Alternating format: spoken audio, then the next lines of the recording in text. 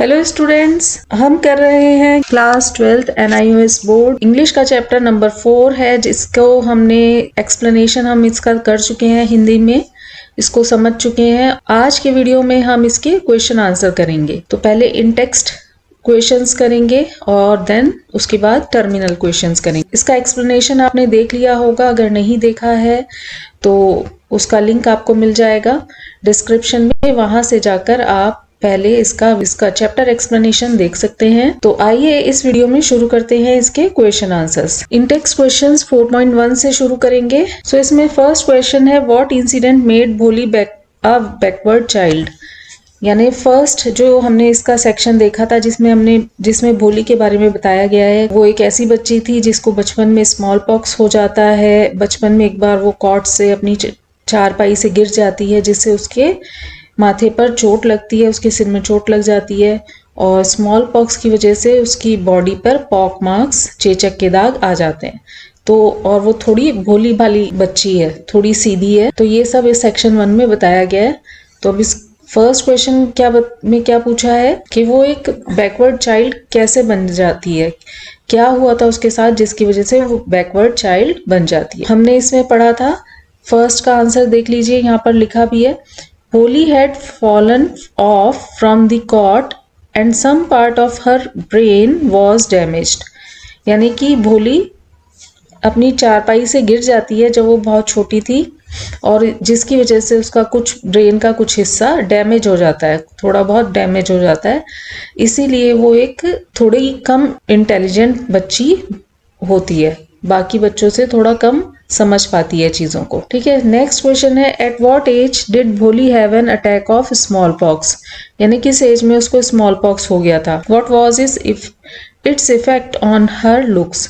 और उसकी वजह से उसके जो लुक्स थे वो कैसे दिखती थी, उसमें क्या असर पड़ा। ठीक है, तो आंसर है क्वेश्चन नंबर 2 का आंसर भी यहाँ पर लिखा हुआ है, भोली had an attack of smallpox when she was 2 years old. It left black pock marks on her whole body, only eyes remain intact। कितने साल की थी वो? 2 साल की थी, केवल 2 साल की थी जब उसको स्मॉल पॉक्स, चेचक हो गया था, और जिसकी वजह से उसके पूरे शरीर पर, होल बॉडी पर चेचक के धब्बे पड़ गए थे, पॉक मार्क्स आ गए थे।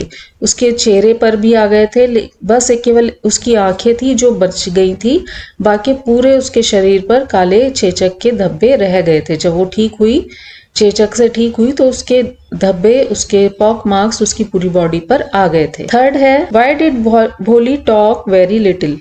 भोली बहुत कम बात क्यों करती थी।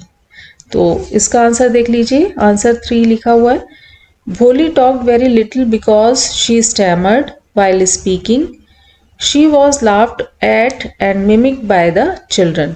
तो वो बहुत कम बात इसीलिए करती थी क्योंकि बोलते वो स्टैमर करती थी, हकलाती थी। जब भी वो बोलती थी तो वो हकला के बोलती थी, अटक टक के बोलती थी, जिसकी वजह से बच्चे, जो उसके साथ के बच्चे थे, उसके ऊपर हंसते थे, उसका मजाक बनाते थे, है ना, और उसकी नकल भी करते थे। मिमिक मीन्स उसकी नकल भी उतारते थे।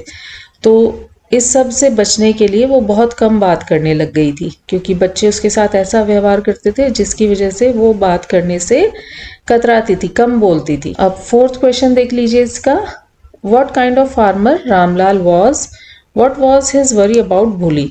अब रामलाल कौन थे? भोली के फादर थे। तो उनके बारे में पूछा है कि वो कैसे किसान थे और उन्हें भोली की क्या चिंता थी। रामलाल एक रिच फार्मर थे, अमीर किसान थे, और इसका आंसर यहाँ से रीड कर लीजिए, 4th number, Ramlal was prosperous farmer, he was worried about Bholi's marriage as she had neither good looks nor और इंटेलिजेंस। ठीक है, तो रामलाल एक रिच यानी अमीर किसान थे, है ना, उनके पास पैसे की कोई कमी नहीं थी, लेकिन रामलाल को भोली की शादी की चिंता थी कि इससे कौन शादी करेगा, क्योंकि ना तो वो देखने में बहुत ज़्यादा गुड लुकिंग थी क्योंकि चेहरे पर पॉक मार्क्स आ गए थे, और ना ही वो बहुत ज़्यादा इंटेलिजेंट थी, भोली भाली थी, इसीलिए उसकी समझ कम थी थोड़ा, इसीलिए उसको भोली कहा जाता था। तो बाकी जो उसके साथ के बच्चे थे या उसकी और भाई बहन थे, उनसे थोड़ी समझ उसकी कम थी, कम समझदार थी। इन टेक्स्ट क्वेश्चंस 4.2। सो 4.2 का फर्स्ट क्वेश्चन है, why did tehsildar ask Ramlal to send his daughters to school give 2 reason. जो भोली का गांव था वहां पर एक स्कूल ओपन हुआ, है ना, स्कूल खोला गया, तो तहसीलदार आए, उसके ओपनिंग सेरेमनी में तहसीलदार जी आए, तो उन्होंने रामलाल से पूछा कि भाई तुम अपनी बेटियों को स्कूल भेजो। तो उन्होंने ऐसा क्यों कहा उसका रीजन देना है। तो आंसर है, यहाँ से रीड करते हैं, ये यहाँ से आपको आंसर मिलेगा। A new primary school for girls was opened and new admission was required. Ramlal, being representative of government in the village, was expected to set an example before the villagers. तो क्या हुआ था, लड़कियों के लिए एक primary school खोला गया था, स्कूल में गांव में एक स्कूल खोला गया था और उसके लिए न्यू एडमिशन्स की जरूरत थी। स्कूल में पढ़ने के लिए बच्चे भी तो होने चाहिए, तो न्यू एडमिशन होने की जरूरत थी, रिक्वायर्ड था वहां पे कि नए बच्चे एडमिशन लें। तो रामलाल गांव में सरकार का रिप्रेजेंटेटिव था, प्रतिनिधि था, तो उससे ये उम्मीद की जाती थी कि वो गांव वालों के सामने एक एग्जाम्पल सेट करे, है ना, ताकि अगर वो अपने बच्चों को भेजेगा तभी तो बाकी गांव वाले स्कूल में अपनी लड़कियों को पढ़ने के लिए भेजेंगे। इसलिए तहसीलदार साहब ने रामलाल से कहा कि तुम अपनी लड़कियों को पढ़ने भेजो। एक तो एग्जाम्पल सेट करो गांव वालों के सामने कि लड़कियों को पढ़ना भेजना चाहिए, और दूसरे उस स्कूल में एडमिशन्स की वैसे भी जरूरत थी, नए बच्चों के एडमिशन होने की जरूरत थी, तभी तो स्कूल चलेगा, तभी टीचर्स की सैलरी निकलेगी। तो इसलिए उन्होंने रामलाल से कहा कि अपनी बच्चियों को स्कूल पढ़ने के लिए भेजो। Next question, why Ramlal's wife disagreed when he consulted her for sending her daughters to school. अब रामलाल ने अपनी वाइफ से पूछा कि तहसीलदार साहब ने कहा है कि अपनी लड़कियों को स्कूल भेजो, तो उसने ये बात अपनी वाइफ से डिस्कस की, लेकिन रामलाल की वाइफ ने मना कर दिया, वो डिसअग्री कर गई इस बात से कि हम अपनी लड़कियों को स्कूल नहीं भेजेंगे। तो क्यों नहीं भेजेंगे ये पूछा है, तो आंसर है because of her apprehension that it would be difficult to get them married if they were educated। तो रामलाल की वाइफ को क्या लगता था, उसको ये डर था, एप्रीहेंशन मीन्स उसका ये डर था कि अगर लड़कियों को पढ़ाया जाएगा, है ना, उनको एजुकेशन दी जाएगी तो उनकी शादी में मुश्किल होगी, कोई उनसे शादी नहीं करेगा, अगर उनको ज्यादा पढ़ाया लिखाया जाएगा तो उनकी शादी करने में मुश्किल आएगी, इसलिए वो अपनी बेटियों को स्कूल नहीं भेजना चाहती थी। ठीक है, next question, how finally Ramlal's wife agreed to send Bholi to school. लेकिन आखिरकार रामलाल की जो पत्नी थी वो भोली को स्कूल भेजने के लिए तैयार हो जाती है। तो कैसे तैयार हो जाती है ये पूछा है इन्होंने, तो आंसर है first it would satisfy tehsildar, and secondly Bholi being with ugly face and little sense had very little chance to get married. तो उसको क्या लग रहा था रामलाल की वाइफ को कि अगर वो भोली को वहां पढ़ने भेज देंगे तो जो तहसीलदार की बात भी रह जाएगी। तहसीलदार ने बोला था ना भोली के फादर को कि अपनी बेटियों को पढ़ने भेजो, तो एटलीस्ट भोली को अगर वो भेज देंगे स्कूल पढ़ने के लिए तो तहसीलदार की बात रह जाएगी, मतलब तहसीलदार को ये नहीं लगेगा कि इन्होंने अपनी किसी भी बेटी को पढ़ने नहीं भेजा, तो तहसीलदार इस बात से सेटिस्फाई हो जाएंगे कि उन्होंने अपनी लड़की को पढ़ने भेज दिया। और दूसरे रामलाल की वाइफ को क्या लग रहा था कि भोली वैसे भी देखने में अगली फेस वाली है, यानी देखने में इतनी अच्छी नहीं है और उसको सेंस भी कम है, कम समझदार है, तो वैसे भी उसकी शादी तो होनी नहीं है, उसका तो बहुत कम चांस है कि उसकी शादी हो, तो इससे अच्छा चलो इसको स्कूल ही भेज देते हैं कि कुछ तो इसका हो जाएगा, टीचर्स हो सकता है समझ लेंगी, देख लेंगी जो भी इसके साथ करना है। तो ये सब सोच के वो भोली को स्कूल पढ़ने के लिए भेजने के लिए तैयार हो जाती है। नेक्स्ट है, why did Bholi feel frightened at the idea of being taken to school. यानी जब उसे स्कूल ले जाने की बात की जाती है तो उसको डर किस बात का लगता है, तो आंसर यहाँ से रीड कर दिए क्वेश्चन नंबर 4 का। Bholi was frightened at the idea of being taken to school because she had no idea of what a school is. She had seen earlier that a cow was being taken out of the house to be sold, so she guessed the same possibility। अब देखिए कितनी भोली भाली है वो कि उसको school जब ले जाने के लिए बोला जाता है कि तुम्हें स्कूल जाना है तो वो डर जाती है, क्योंकि उसे नहीं पता था, उसे कोई आइडिया नहीं था कि स्कूल क्या चीज होती है। पहले उसने क्या देखा था, उसके घर में क्या चीज हुई थी कि उनकी गाय थी लक्ष्मी, है ना, उसको बाहर ले जाया जाता है और बाहर ले जाके उसको बेच दिया जाता है। तो उसे अपने लिए भी यही चीज लग रही थी कि मुझे घर से बाहर लेके जा रहे हैं, मेरे साथ भी कुछ ऐसा वैसा ना हो जाए, है ना। क्योंकि उसके साथ वैसे भी घर में बहुत अच्छा व्यवहार तो होता नहीं था, तो इसलिए वो डर गई थी कि कहीं मुझे भी बेचने के लिए तो नहीं ले जा रहे, जैसे पहले जो उनकी गाय थी लक्ष्मी उसको बेच आए थे, कहीं मुझे भी बेचने के लिए तो नहीं ले जा रहे। तो ये सब सोच के वो थोड़ा डर गई थी। नेक्स्ट है सेक्शन नंबर 4.3 के इन टेक्स्ट क्वेश्चंस हैं।